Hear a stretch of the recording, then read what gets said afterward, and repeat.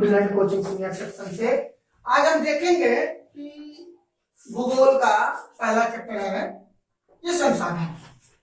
सुनिए ध्यान से, बहुत इंपॉर्टेंट चैप्टर और इस अध्याय से बिहार बोर्ड हर एक वर्ष प्रश्न पूछता है। तो समझिएगा एक संसाधन होता है। संसाधन का जनरल परिभाषा देखें हम लोग के आम जीवन में डेली प्रयोग होने वाला वस्तु, अर्थात हम यदि कहें कि संसाधन वह वस्तु है जो मानवीय आवश्यकता को पूर्ण करे, उसे संसाधन कहते हैं। जो मानव की जरूरतों को पूरा करे उसे हम संसाधन कहते हैं। तो इस प्रकार से हमारे जीवन में से कई प्रकार के वस्तु जो मानव के संसाधन को पूरा करता है।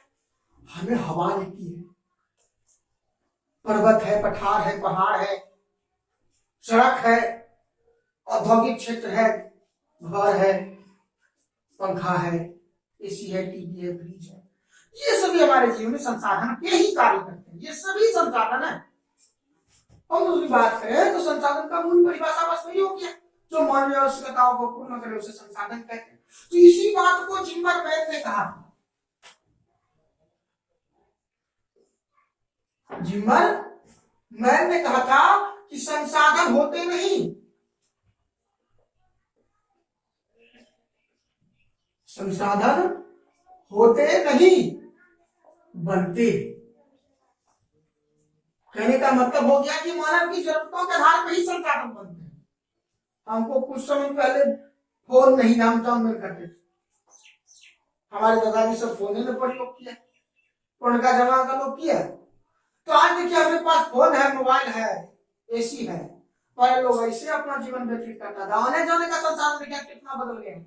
हम लोग हवाई जहाज में उड़ने लगे। तो मानव के जीवन में संसाधन वही है जो मानव अपनी जरूरतों को पूरा करने के लिए इसका निर्माण करेगा, वो संसाधन है। दूसरा तथ्य पढ़ते हैं संसाधन के प्रकार। तो संसाधन के प्रकार की हम बात करें तो मूल तो साधारण संसाधन के प्रकार की बात है। संसाधन के प्रकार ये मूल रूप से दो ही प्रकार के होते हैं, दो प्रकार के। तो सबसे पहला टॉपिक समझिएगा, होता है पहला प्राकृतिक, प्राकृतिक संसाधन, और दूसरा होता है मानवीय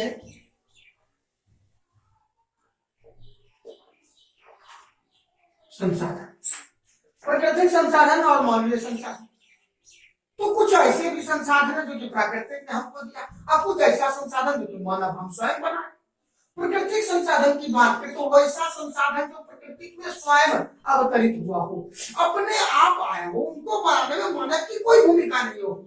ऐसे कई ऐसे वस्तु है, ऐसे कई ऐसा विद्यमान पदार्थ है, बहुत ऐसा जो कि प्रकृति है, और कुछ ऐसा है कि इसी प्रकृति के सहयोग से हम उसको मानवीय कर। जैसे हम बात करें पृथ्वी के अंदर बहुत प्रकार के खनिज है, उन खनिज को निकाले, उन खनिज से देखिए हम कई वस्तु बना दी, तो वो मानवीय संसाधन हुआ। तो प्राकृतिक संसाधन का सरल परिभाषा होता है कि वैसा संसाधन जो वातावरण में स्वयं अवतरित हुआ हो, हम उसको प्राकृतिक संसाधन कहते हैं। अब मानवीय संसाधन की बात करें तो ये भी उसका साधारण परिभाषा, वैसा संसाधन जो मानव अपनी आवश्यकताओं को पूर्ण करने के लिए, वैसा संसाधन जो मानव अपनी आवश्यकताओं को पूर्ण करने के लिए किसी भी प्रकार के संसाधन का निर्माण किया हो, उसे हम मानवीय संसाधन कहते हैं। तो प्राकृतिक संसाधन में यदि हम बात करें पर्वत, पठार, नदी इत्यादि, किसी कह सकते हैं। अब मानवीय संसाधन की बात करें तो आपके मन में जो दिया जाए तकरीबन चीज तो आप मानवीय संसाधन ही देख रहे हैं। आप चश्मा पहनते हैं, मानवीय संसाधन है। कलम से हम लिखते हैं, ये मानवीय संसाधन है। कोई टेबल कुर्सी मेज पे बैठा है, वो मानवीय संसाधन है। घर मानवीय संसाधन, मोबाइल फोन मानवीय संसाधन है, बिजली बल्ब मानवीय संसाधन है। तो बहुत प्रकार के ऐसे वस्तु है जो कि मानवीय संसाधन कहलाते हैं। तो ये पहला तथ्य रहा संसाधन का। तो सीधा सीधा हम इसको पूरा रिपीट कर देते हैं, समझिएगा कि संसाधन किसे कहते हैं। संसाधन वह है जो मानवीय आवश्यकताओं को पूर्ण करे, उसे संसाधन कहते हैं। तो एक तो टैगलाइन पूछता है संसाधन होते नहीं बनते हैं, ये किसने कहा? ये जिम्मरमैन ने कहा। ये किसने कहा? ये जिम्मरमैन ने कहा। तो अब अगला तथ्य पढ़ते हैं कि संसाधन कितने प्रकार के होते हैं। संसाधन कितने प्रकार के होते हैं? कि संसाधन दो प्रकार के होते हैं। कितने प्रकार के होते हैं? दो प्रकार के। पहला प्रकार होता है प्राकृतिक संसाधन और दूसरा होता है मानवीय संसाधन। पहला होता है प्राकृतिक और दूसरा मानवीय। हम बार बार इसको इसलिए रिपीट करते ताकि समझ सके आप, समझिएगा। प्राकृतिक संसाधन की बात करें, वैसा संसाधन जो वातावरण में स्वयं अवतरित हुआ हो, और मानवीय संसाधन वैसा संसाधन जो संसाधन वातावरण में अवतरित हुआ हो लेकिन उन्हीं का प्रयोग करके मानव अपने जरूरत की वस्तु बना। जैसे मान लिया हम मोबाइल फोन बना लिए, मोबाइल फोन में जो भी वस्तु लगा है वो सब तो प्रकृति से आया है ना, वो प्राकृतिक संसाधन ही मानवीय संसाधन होंगे। अर्थात मानव अपने आवश्यकताओं को पूर्ण करने के लिए जिस भी प्रकार के संसाधन का निर्माण करता है उसे हम मानवीय संसाधन कहते हैं। तो आपको ये पूरा समझ में आ गया होगा संसाधन किसे कहते हैं और संसाधन कितने प्रकार के होते हैं। समझ में आ गया है? ये दो प्रकार के। अब हम आगे देखते हैं कि इनको और अनेक प्रकार से बांटा गया, अनेक वर्गों में बांटा। तो सबसे पहला यदि हम बात करें तो संसाधन को अनेक वर्ग क्या है इनके, थोड़ा समझिएगा। सिंपल है, तुरंत एकदम याद हो जाए। जैसे कभी देखे आप एकदम सिंपली में याद लगा। हम देखते हैं कि स्वामित्व के आधार पर, स्वामित्व के आधार पर संसाधन, स्वामित्व के आधार पर संसाधन की बात करें ये चार प्रकार के होते हैं। स्वामित्व के आधार पर संसाधन चार प्रकार के होते हैं। चार लिखते हैं हिंदी में, चार प्रकार के होते हैं। स्वामित्व के आधार पर संसाधन कितने प्रकार के होते हैं? चार प्रकार के। सबसे पहला तथ्य समझिएगा, व्यक्तिगत संसाधन, व्यक्तिगत संसाधन। और दूसरे तथ्य की यदि हम बात करें तो सामूहिक संसाधन, सामूहिक संसाधन। और तीसरा यदि हम बात करें तो ये होता है आपका राष्ट्रीय संसाधन।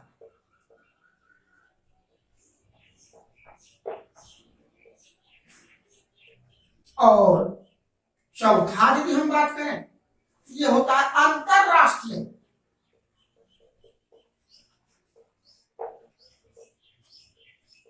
ये चार प्रकार के संसाधन स्वामित्व के आधार पर अर्थात निवेश के आधार पर। समझिएगा, देखिए निवेश के आधार पर कैसे, स्वामित्व में निवेश, फिनांस। समझिए, सबसे पहला तथ्य स्वामित्व के आधार पर बात करें तो सबसे पहला संसाधन व्यक्तिगत संसाधन। कुछ ऐसे वस्तु है, कुछ ऐसी चीज है जो कि किसी खास व्यक्ति के ही द्वारा प्रयोग किया जाता है। कुछ ऐसे वस्तु है, कुछ ऐसी चीज है जो कि किसी खास वस्तु के द्वारा ही प्रयोग किया जाता है। जैसे कि मान लीजिए आप चश्मा पहनते हैं, अब आपको नंबर देख के चश्मा लगाया 05.5 डॉक्टर, तो ये चश्मा आप ही पहनिएगा जी कि दूसरा कर लीजिएगा। तो कहने का मतलब हो गया कुछ ऐसे वस्तु है जो कि आप ही खास प्रयोग करते। जैसे आपका यूनिफॉर्म, आप शर्ट पैंट कोट पहनते हैं, बहुत प्रकार चप्पल पहनते हैं, तो आप अपना वस्तु दूसरे को ऐसा प्रयोग करने देते हैं। तो ये कहने का मतलब स्पष्ट हो गया कि वैसा संसाधन जो कि किसी खास व्यक्ति के द्वारा प्रयोग किया जाता हो हम उसको व्यक्तिगत संसाधन कहते हैं। जैसे की बात करें तो जैसे क्या हो जाएगा जी, चश्मा, चश्मा नहीं तो इसको हम लिखते हैं हिंदी में आईना। उसके बाद आपका जूता इत्यादि बहुत ऐसा वस्तु है। अब दूसरी की बात करें हम सामूहिक संसाधन, वैसा संसाधन। अब सामूहिक संसाधन व्यक्तिगत संसाधन जैसे देखें हम एक ही व्यक्ति प्रयोग करता है, जैसे एक ही व्यक्ति, जैसे कि आपका किताब है, कॉपी है, कलम है, मोबाइल फोन है इत्यादि बहुत ऐसा वस्तु है जो कि आप अकेले प्रयोग करते हो, व्यक्तिगत ध्यान दिया। हम दूसरी बात करें सामूहिक संसाधन का, सामूहिक संसाधन उस संसाधन को कहते हैं जो संसाधन एक समूह के रूप में प्रयोग किया जाता है। किसके रूप में? एक समूह के रूप में। समूह जैसे कि आप लोगों ने देखा होगा स्कूल किसी एक व्यक्ति का हो सकता है। अब मेला की बात करें हम लोग को, हम देहात के लोग, हम लोग को मेला बड़ा पसंद होता है। तो मेला की बात यदि हम करें तो मानव के जीवन में मेला महत्वपूर्ण भूमिका निभाती है, क्योंकि बच्चे से बहुत खुश होता है वो लोग। यदि हम बात करें सामूहिक संसाधन, तो सामूहिक संसाधन को कहते हैं वैसा संसाधन जिस संसाधन का उपयोग समूह के रूप में किया जाता हो। वैसा संसाधन जिस संसाधन का उपयोग समूह के रूप में किया जाता हो, हम उसको क्या कहते हैं? सामूहिक संसाधन कहते हैं।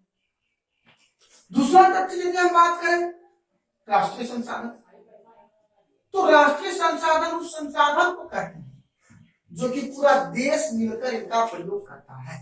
पूरा देश मिलकर इनका प्रयोग करता है, उसको क्या कहते हैं जी?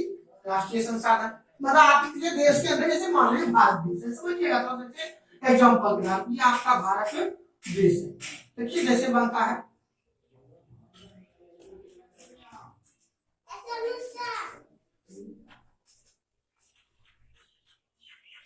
जैसे ये भारत देश है, तो इस देश के अंदर बहुत प्रकार की गतिविधियां चलती हैं। जैसे हम ट्रेन की बात करें, ट्रेन एक राज्य से दूसरे राज्य तक जाती ही है, ऐसा थोड़ा कि ट्रेन चलती है, बहुत ऐसे क्षेत्र में ट्रेन चलते रहती है, तो उसको हम कहते हैं राष्ट्रीय संसाधन। उसको क्या कहते हैं? राष्ट्रीय संसाधन। अब अगला बात यदि करें, अंतरराष्ट्रीय संसाधन होते हैं। अगला क्या तथ्य होता है? अंतरराष्ट्रीय संसाधन वैसा संसाधन जिनका उपयोग पूरा विश्व मिलकर करे, हम उसको अंतरराष्ट्रीय संसाधन कहते हैं। जैसे विमान हो गया, अंतरराष्ट्रीय वाटर हो गया है, तो ये सभी आपके अंतरराष्ट्रीय संसाधन कहलाते हैं। लेकिन एक बात यहाँ पे बहुत इंपॉर्टेंट क्वेश्चन आता है कि भारत देश का राष्ट्रीय संसाधन कहाँ तक है, भारत देश का अंतरराष्ट्रीय संसाधन कहाँ तक है? तो आप लोग जैसे जानते होंगे, आप लोग को पता भी होगा कि जैसे ये भारत देश है, समझिएगा थोड़ा सा, ये चित्र बनाने का मेरा उद्देश्य कुछ दूसरा था। देखिए आपको बता रहे, समझिए थोड़ा ध्यान से, ऐसे समझिए। कैसे? आप लोगों ने जानता, पहले ही पढ़े होंगे कि भारत देश के तीन तरफ जो है, भारत देश के तीन तरफ जो है जल क्षेत्र, भारत देश के तीन तरफ क्या है? जल क्षेत्र है। जैसे देखिए आप लोगों ने पढ़ा हुआ, इधर है अरब सागर, इधर क्या है? अरब सागर, और इधर है बंगाल की खाड़ी, और इधर है आपका हिंद। समझिए, तो अरब सागर, बंगाल की खाड़ी हो रहा है,